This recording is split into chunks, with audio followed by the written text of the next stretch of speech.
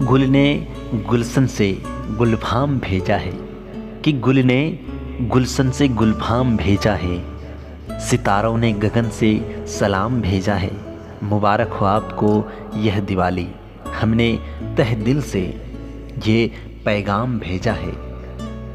आज से आपके यहाँ धन की बरसात हो, माँ लक्ष्मी का वास हो, संकटों का नाश हो, हर दिल पर आपका राज हो, उन्नति का सरताज हो, शांति हो घर में और माँ लक्ष्मी का सदा वास हो।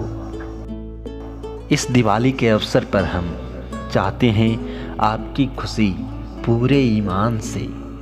यही दुआ है सब हसरतें पूरी हो आपकी, यही दुआ है कि सब हसरतें पूरी हो आपकी और आप मुस्कुराए दिलो जान से। हैप्पी दिवाली मेरे प्यारे दोस्तों।